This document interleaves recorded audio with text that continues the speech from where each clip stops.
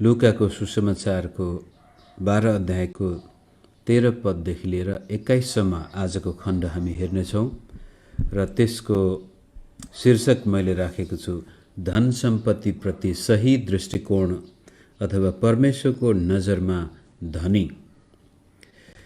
सम्पत्ति प्रति सही दृष्टिकोण राख्न सकिएन भने कि हामी सम्पत्तिकै दास बन्दछौँ कि जीवनमा घटी कमी अभाव र गरिबीको शिकार बन्दछौँ।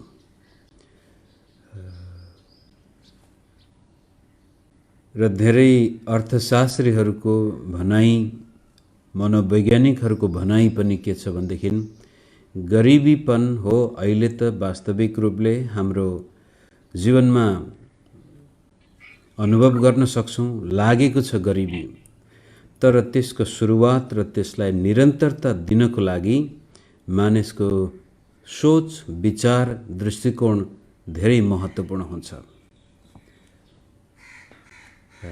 त्यसै हिसाबले बाइबलले पनि यसको बारेमा धेरै पटक उल्लेख गरेको छ। रुपियाँ पैसा सम्बन्धी, धन सम्पत्ति सम्बन्धी, भौतिक जीवन सम्बन्धी प्रभुले धेरै पटक आफ्नो इच्छा प्रकट गर्नुभएको छ।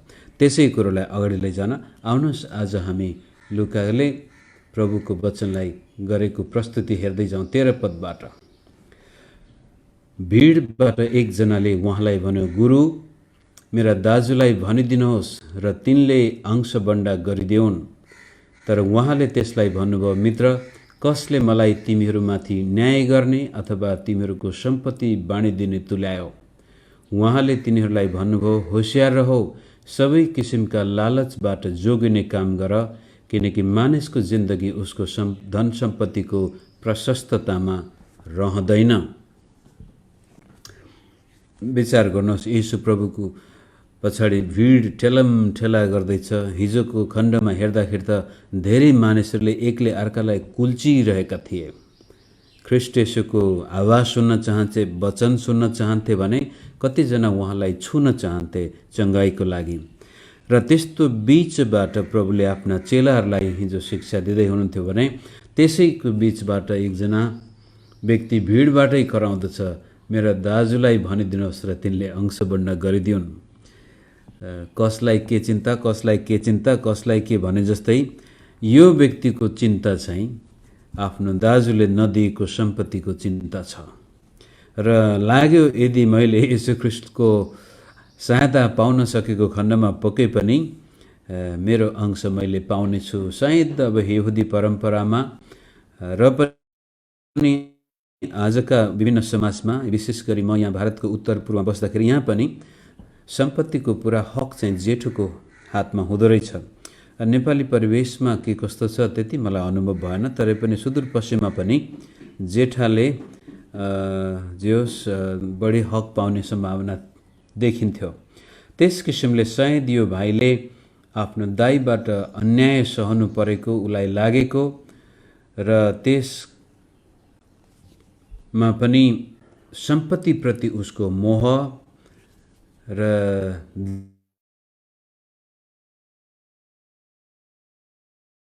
इत्यादि कुराले गर्दाखेरि अन्तिममा ऊ येशूको चरणमा गुहार माग्न आउँदछ। र त्यसपछि प्रभुले भन्नुहुन्छ, मित्र, कसले मलाई तिमीहरूमाथि न्याय गर्ने, तिमीहरूको धन सम्पत्ति बाँडिदिने तुल्यायो? येशू प्रभु त्यत्रो सुसमाचार प्रचार गर्दै परमेश्वरको राज्यको लागि र माथि चेलाहरूलाई त अझै सुसमाचारको खातिर आफ्नो प्राण दिनको लागि आह्वान गर्दै हुनुहुन्छ। सम्पत्तिको त कुरै छैन। अनि यो व्यक्ति आएर येशू ख्रीष्टलाई भन्छ, मलाई सम्पत्ति पाउनको लागि मद्दत गर्नुहोस्। र त्यसको पृष्ठभूमिबाट उहाँले फेरि अब त्यो व्यक्तिलाई एउटा तारो बनाएर चेलाहरूलाई उहाँले भन्नुहुन्छ। त्यो व्यक्तिलाई मात्र होइन, तिनीहरूलाई उहाँले भन्नुभयो, हेर, होशियार रहो, सबै किसिमका लालचबाट जोगिने काम गर, किनकि मानिसको जिन्दगी उसको धन सम्पत्तिको प्रशस्ततामा रहँदैन।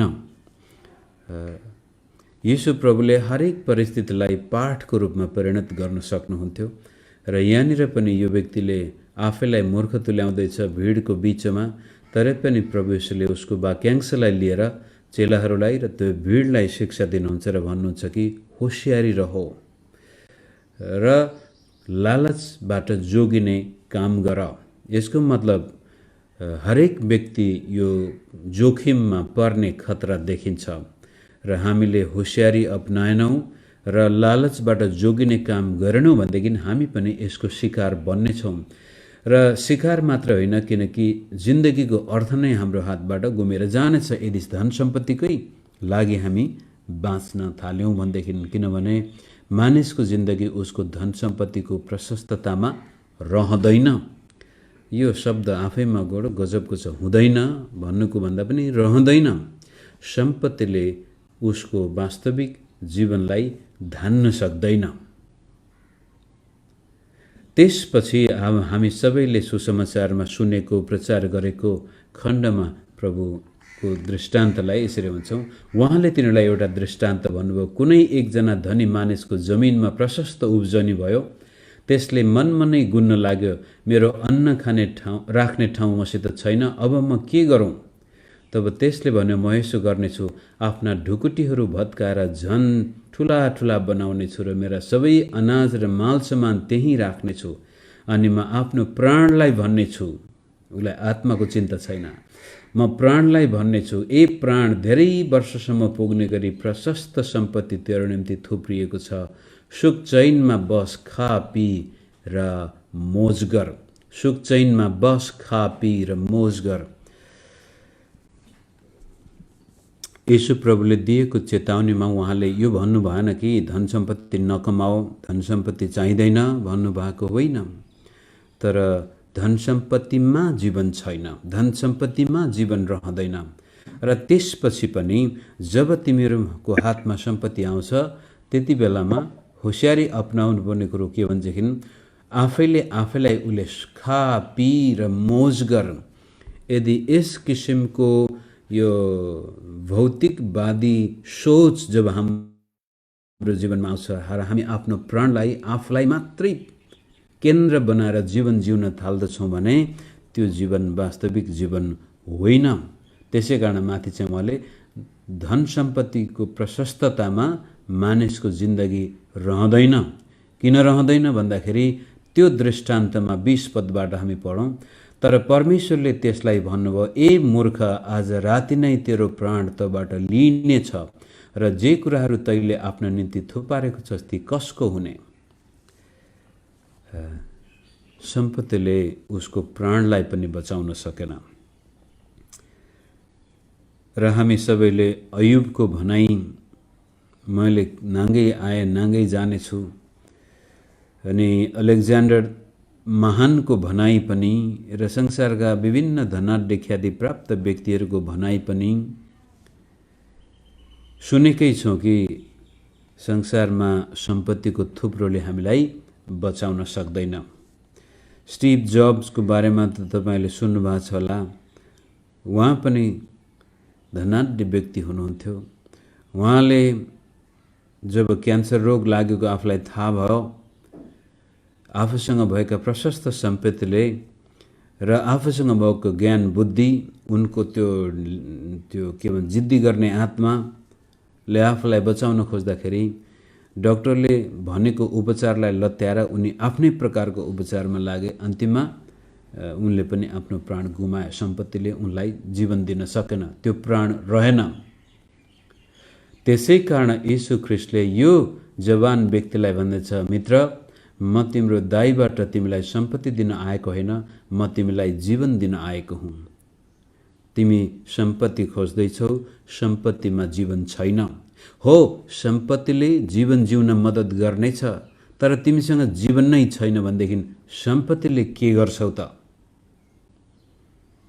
अनि 21 पदमा प्रभुले मुख्य कुरो भन्नुहुन्छ, आफ्नो निम्ति धन सम्पत्ति थुपार्ने तर परमेश्वरको दृष्टिमा धनी नहुने मान्छेको अवस्था यस्तै हुन्छ।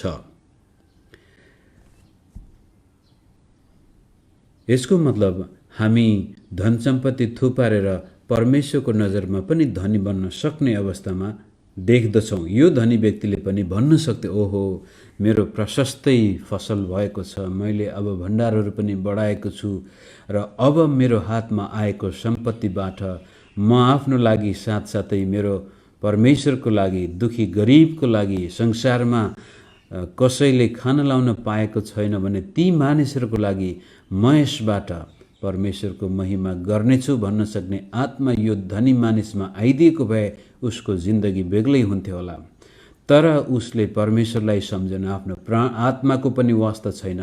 उसलाई केवल आफ्नो मोज मस्ती, आयस आराम, सुख विलास, शरीरका अभिलाषा पूरा गर्ने मात्रै उसको चासो थियो। तर जब उसको प्राण आत्मा उसबाट डिमान्ड गरिन्छ, अब ती कसका हुनेछन्? छोडेरै जानेछन् सबैले। यति कुरो भन्दै गर्दाखेरि हामीले आफ्नो जीवनमा पनि यसलाई लागू गर्नुपर्ने हुन्छ कि बाइबलले कहिले पनि हामीलाई सम्पत्ति चाहिँदैन भनेको छैन र यीशु प्रभुले पनि दुई मालिकको सेवा गर्न सक्दैनौ भन्दाखेरि सम्पत्ति कमाउँदै नकमाऊ भनेको पनि होइन। अनि यो धनी मानिसलाई पनि यसले सम्पत्ति कमाएर गल्ती गर्यो भन्न खोजेको होइन। र त्यसपछि अर्को एकजना धनी शासक प्रभु कहाँ आउनेछ, पछि लुकामा हेर्नेछौँ। अनि त्यो व्यक्तिलाई पनि उहाँले तिमीले धन सम्पत्तिको कारण तिमी स्वर्ग जान सक्दैनौ भनेको थिएन। तर धन सम्पत्ति माथि गरिएको भरोसा, धन सम्पत्तिलाई नै सबै कुरा ठानेको, धन सम्पत्तिले परमेश्वरको स्थान लिएको अवस्थामा प्रभुले सम्पत्तिलाई र परमेश्वरलाई सेवा गर्न सक्दैनौ। एउटालाई प्रेम गर्नेछौँ, अर्कोलाई घृणा गर्नेछौँ। त यदि परमेश्वरलाई प्रेम गर्ने मानिसको हातमा सम्पत्ति आएको खण्डमा त्यसबाट ऊ परमेश्वरको नजरमा पनि धनी बन्नेछ।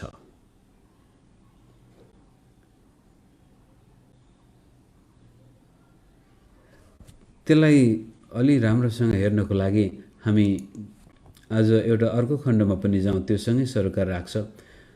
पहिलो तिमोथी 6 पदबाट हेरौँ। पहिलो तिमोथी 6 अध्यायको 6 पदबाट त्यहाँ यसरी भनिएको छ, सन्तुष्टि सहितको भक्ति नै ठुलो लाभ हो, किनकि हामीले न त यस संसारमा केही ल्यायौँ न यहाँबाट केही लैजान नै सक्छौँ। तर खान र लाउनसम्म छ भने हामी त्यसैमा सन्तुष्ट हुनेछौँ।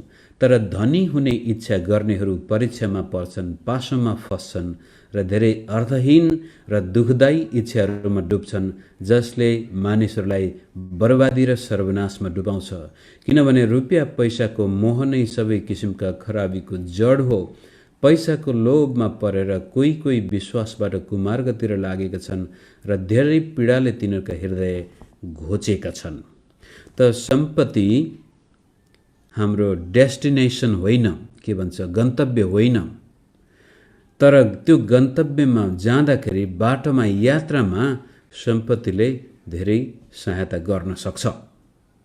त कहिलेकाहीँ यो कुरो पढ्ने बित्तिकै हामी सम्पत्तिलाई होलसेल रिजेक्सन, यो चाहिँदैन, सम्पत्ति कमाउनु हुँदैन, मेहनत गर्न नै छोडिदिन्छन् मानिसहरू। त्यसपछि त्यो पनि बाइबलले भनेको छैन। अल्छेले खान पनि नखाओस् भन्ने वाक्यांश पनि बाइबलमै छ।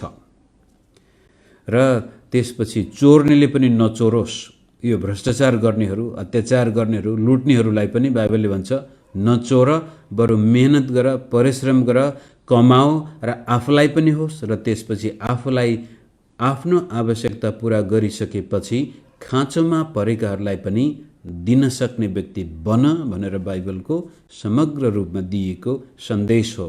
त्यसै कारण त्यहाँ प्रभुले नै भनेको वचन उल्लेख गरिएको छ कि लिनुभन्दा दिनु अझ उत्तम हो। कि जब कुनै मानिसको हातमा आफ्नो आवश्यकता नै पूरा गर्न सकिएको छैन, उसँग नभएको कुरो उसले दिन सक्दैन। त कहिलेकाहीँ हामी अति नै आत्मिक भइदिन्छौँ र त्यसपछि होइन, पैसा नै दिनुपर्छ भनेको होइन बाइबलले। हामी माया दिन सक्छौँ, प्रेम दिन सक्छौँ, त्यो राम्रो हो, दिनुपर्छ, ती त आवश्यक कुराहरू नै हुन्। तर बाइबलले भौतिक कुराहरू पनि दिनको लागि हामीलाई आह्वान गरेको छ। सम्पत्तिबाट, आफ्नो कमाइबाट, आफूले कमाएको आय आर्जनबाट आफ्नो आवश्यकता पूरा गर्नुका साथसाथै दिनको लागि पनि बाइबलले हामीलाई आह्वान गरेको छ। त्यसकारण यहाँनिर यो तर धनी हुने इच्छा गर्नेहरू परीक्षामा पर्छन्, पासोमा फस्छन् र धेरै अर्थहीन दुःखदायी इच्छाहरूमा डुब्छन्, जसले मानिसहरूलाई बर्बादी र सर्वनाशमा डुबाउँछ भन्ने बित्तिकै हामी त्यो पद पढ्ने बित्तिकै तर्सिन्छौँ, ला अब त मैले व्यापार पनि गर्नु भएन, पैसा कमाउनु भएन। होइन, परमेश्वर बिनाको धनी व्यक्ति बन्न चाहनेहरू जसै त्यो धनी व्यक्तिको दृष्टान्त प्रभुले बताउँदै हुनुहुन्छ। संसारमा धेरै विश्वासयोग्य धनी व्यक्तिहरू छन्, इतिहासमा पनि थिए, र उहाँहरूको जीवनबाट परमेश्वरले धेरै ठुलो काम गर्नुभएको छ। परमेश्वरको नजरमा पनि हामी धनी व्यक्ति बन्न सक्छौँ। त परमेश्वरको नजरमा धनी बन्न व्यक्ति, गरिब मात्रै धनी बन्न सक्छ भन्ने आत्मा पनि आउँछ कहिलेकाहीँ। अनि ठ्याक्कै त्यसैको सेरोफेरोमा प्रभुले भन्नुभएको छ, धनीहरू स्वर्गको राज्यमा पस्नुभन्दा ऊँटलाई सिएको नात्रीबाट जानु सम्भव छ जस्ता सन्देश दृष्टान्तहरू हाम्रो मगजमा छाप बसाइदिन्छ। त्यसपछि हामीमा सम्पत्तिप्रति नकारात्मक भावना उत्पन्न भइदिन्छ, जसमा कि त अब सम्पत्तिको पछि लाग्नु पर्यो, व्यापार गर्दाखेरि झुट नबोली नठगिकन हुँदैन भने अब व्यापारी बन्ने कि ख्रिस्टियन बन्ने, यो गलत छनौट आउँछ हाम्रो सामनेमा। अथवा भोलि गएर कोही सरकारी कर्मचारी छ, कर कार्यालयमा, मालपोत कार्यालयमा बसेको छ भने अब त्यसलाई सम्पत्ति कमाउन भ्रष्टाचार गर्ने कि ख्रिस्टियन बन्ने, यो गलत डाइकोटोमी आउनुको पछाडिपट्टि हामीले सम्पत्तिलाई नै यस्तो किसिमले बर्बाद गर्ने एउटा माध्यमको रूपमा हेरिदियौँ। र चर्चमा पनि सिकाउँदाखेरि पनि हामीले यसलाई राम्रोसँग सिकाउन सकेनौँ। त यीशु प्रभुले कहिले पनि सम्पत्ति नकमाऊ भन्नुभएको छैन, बाइबलले सम्पत्ति कमाउनु हुँदैन भनेको छैन। धेरै मेहनत र परिश्रमको लागि बाइबलले हामीलाई प्रोत्साहन दिएको छ। एकछिनको हात बँधाएर एकछिनको सुताइले हामीमाथि दरिद्रता, गरिबी डाकु जस्तै ल्याउनेछ। त अल्छेपन नहुनु, मेहनत गर्नु, परिश्रम गर्नु, तिमीहरूको हातको मेहनतमा म आशिष दिनेछु जस्ता प्रतिज्ञा बाइबलमा नै छन्। त्यसै कारण अब पहिलो तिमोथी 6:6 - 10 त हामीले पढ्यौँ। धेरैजनाको मगजमा 6:10 बसेको हुन्छ, किनभने रुपियाँ पैसाको मोह नै सबै किसिमको खराबीको जड हो भन्ने कुरालाई कहिलेकाहीँ हामीले रुपियाँ पैसा नै सबै खराबीको जड हो भन्ने अवस्थामा बुझिदिन्छौँ। तर 17 पदबाट हेरौँ त्यसैको, यस संसारका धनीहरूलाई घमण्डी नहुने आज्ञा देऊ र अनिश्चित सम्पत्तिमा होइन, तर हामीलाई हरेक थोक प्रशस्तसँग उपभोग गर्न दिनुहुने परमेश्वरमाथि तिनीहरूले आशा राखुन्। सम्पत्तिमाथि आशा नराख्नु। यो धनी व्यक्तिको दृष्टान्तमा प्रभुले भन्नुहुन्छ, ए मूर्ख, आज राति नै तिमी मर्नेछौ, अब तिम्रो सम्पत्ति कसले खाने हो, त्यो कसको हुने हो? त्यसको सट्टा तिम्रो हातमा जे जति थियो त्यसैमा खुसी भएर, सन्तुष्ट भएर, अथवा तिमी एकदमै सम्पत्तिमा धेरै ठुलो सुधार आयो, थुप्रै सम्पत्ति कमाउने बेलामा भन्न सक्ने, धन्य परमेश्वर, तपाईँले मलाई आशिष दिनुभएको छ, म तपाईँको लागि, मानिसको लागि म केही गर्न सक्नेछु, दिन सक्नेछु, त्यो आत्मा आइदिएको भए त्यो व्यक्ति पनि परमेश्वरको नजरमा धनी हुने थियो। त्यो 18 पदमा यसरी भनेको छ, पहिलो तिमोथी 6 तिनीहरूले असल कार्य गरून् र असल कामहरूमा धनी, उदार चित्त र दानी होउन्, यसरी आफ्नै लागि भविष्यको असल जग बसाल्न सकुन्, ताकि तिनीहरूले त्यो जीवन पक्रिराखुन् जो साँच्ची नै जीवन हो। अब प्रभुले भन्नुभयो धन सम्पत्तिको प्रशस्ततामा जीवन रहँदैन। अनि यहाँ पनि पौल प्रेरितले लेख्दाखेरि भन्नुहुन्छ, हामी उदार चित्तको, दानी, मद्दत गर्ने, असल कार्य गर्ने व्यक्ति बनौँ र त्यसपछि हामी आफ्नो जीवनलाई पक्रिनेछौँ, जुन चाहिँ वास्तविक जीवन हो, त्यो चाहिँ परमेश्वरको नजरमा जे सही छ त्यो गर्ने व्यक्ति, अर्थात् परमेश्वरमा विश्वास गर्ने व्यक्ति। कारण जीवन परमेश्वरमा मात्रै छ। बाटो, सत्य र जीवन म नै हुँ भनेर प्रभुले जुन वाक्यांश हामीलाई राखेर जानुभएको छ, यदि हामीमा त्यो जीवन छ भनेदेखि त्यसपछि त्यो जीवन पाएको व्यक्तिको हातमा श्री सम्पत्ति छ भने त्यो श्री सम्पत्तिबाट पनि उसले परमेश्वरको महिमा गर्न सक्छ र उसको जीवन वास्तविक बन्न जान्छ। तर परमेश्वरसँगको सम्बन्धमा दाग लगाएर, परमेश्वरसँगको सम्बन्धमा कलङ्क लगाएर, विवेकमा दाग लगाएर, रुपियाँ पैसाको लागि मान सम्मान, आफ्नो इज्जत र इमान्दारी समेत बेचेर त्यसपछि मोज मस्ती, लोभ लालच र अभिलाषाको लागि मात्रै हामी सम्पत्ति कमाउँछौँ भनेदेखि त्यो सम्पत्तिले पनि हामीलाई जीवन दिन सक्ने छैन। आज थुप्रै धनाढ्य व्यक्तिहरू मिलेको भए उनीहरू सम्पत्तिले जीवन किन्न चाहन्थे होला, सकिँदैन। त आजको खण्डबाट हाम्रो जीवनमा पनि धन सम्पत्तिप्रति सही दृष्टिकोण भएको खण्डमा हामी यसै संसारमा बस्दाखेरि पनि अर्थपूर्ण जीवन बिताउन सक्छौँ। र यतिखेर भनिहालौँ, गरिबी परमेश्वरको इच्छा होइन र गरिबी हाम्रो आत्मिक जीवनको लक्षण पनि होइन। कारण यो रोमन क्याथोलिक चर्चका विशेष गरी यो फ्रान्सिस अफ आसिसीदेखि लिएर पछि अरू थुप्रै विद्वानहरूले रोमन क्याथोलिक चर्चभित्र धन सम्पत्तिले ल्याएको विकृतिको कारण विश्वासीहरूलाई आत्मिक जीवनमा जिउनको लागि पछि गरिबीलाई उचालेको छ। गरिब हुनु, त्याग गर्नु, सम्पत्ति त्याग्नु, सबै कुरा सर्वस्व दिएर प्रभुको पछि लाग्नु, यो एउटा उत्तम उदाहरणको रूपमा लिँदै आएको थियो। र त्यो हुँदाहुँदै पछि गएर विश्वासीहरूको मगजमा नै यो पस्न सक्छ कि सम्पत्ति कमाउनु पाप हो, धनी हुनु गलत हो, सबै धनीहरू पापी नै हुन्छन्, यिनीहरूले कसरी नत्र सम्पत्ति कमाउँछन् होला, सम्पत्ति कमाउनुको लागि चोर्नुपर्छ, ठग्नुपर्छ, भ्रष्टाचार गर्नुपर्छ भन्ने गलत भावना आज धेरै ठाउँमा व्याप्त रूपले छरिएको छ। तर म सुरुका दिनबाट आफ्नो लागि, आफ्नो चर्चका विश्वासीको लागि र यहाँहरूको रूपमा पब्लिक रूपले भन्दै आएको छु, गरिबीमा कुनै प्रकारको इज्जत छैन। गरिबीले हामीलाई हाम्रा सबै इज्जतहरू लुटेर लैजान्छ, मान सम्मानहरू लुटेर लैजान्छ, सुख सुविधाहरू त लुट्ने नै भयो। एउटा स्वच्छ मानव भएर जिउन पनि गाह्रो पर्दछ जब हामी निकै गरिब भएर बस्नुपर्ने हुन्छ। त त्यस्तो स्थितिमा एउटा ख्रीष्ट येशूमा विश्वास गर्ने व्यक्तिले के गर्न सक्छ त भन्ने प्रश्न आउन सक्छ। र मैले भन्ने गरेको छु, त्यसलाई हेर्नको लागि म एक दुईवटा पद यहाँको सामनेमा राखि नै हालौँ। दोस्रो कोरिन्थीबाट,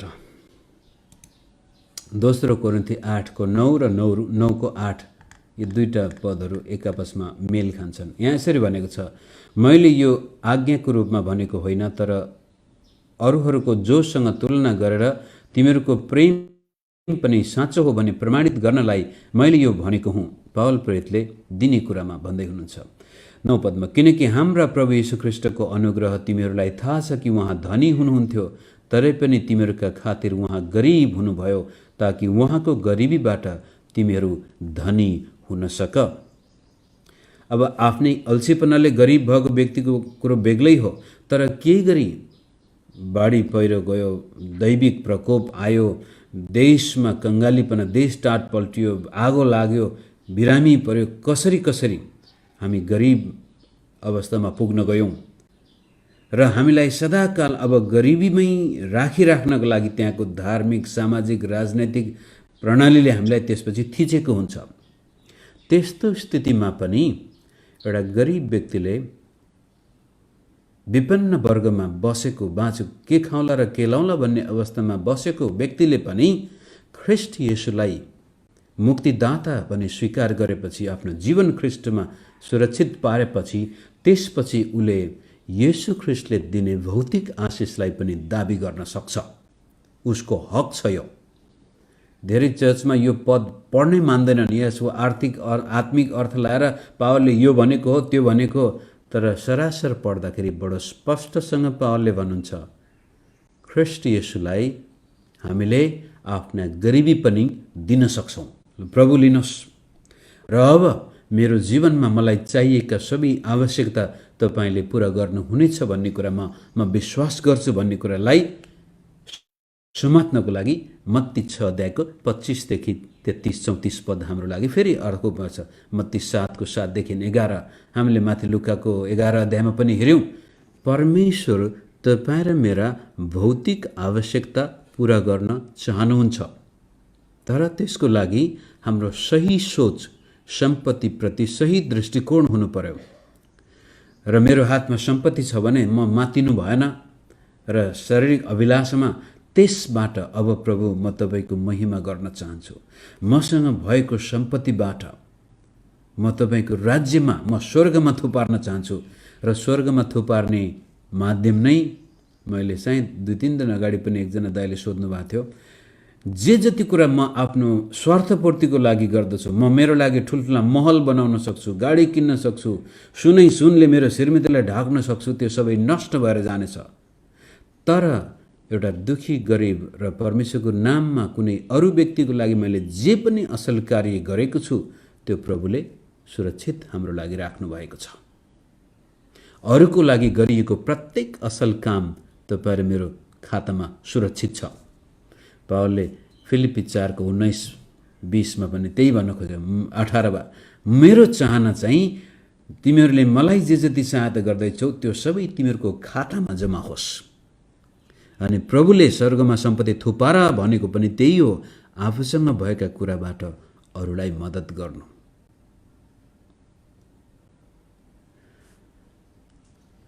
अनि 9 को 8 पनि पढौं। दोस्रो कोरिन्थी 9 को 8 पनि गजबको पद हो। यहाँ यसरी भनिएको छ, त्यहाँ देउ त तिमीलाई दिनेछ भन्ने कुराहरू र चियरफुल हार्ट के भन्छ, उदार चित्तले खुसीसँग दिनेलाई प्रभुले मन पराउनुहुन्छ भन्ने कुराहरू त्यसैको सेरोफेरोमा छन्। तर म 8 पद मात्र पढ्छु। परमेश्वरले तिमीहरूलाई हरेक आशिष प्रशस्त मात्रामा दिन सक्नुहुन्छ, ताकि तिमीहरूसित सधैँ नै हरेक कुरा प्रशस्त होस् र हरेक असल कामको निम्ति तिमीहरूले प्रशस्त मात्रामा दिन सक।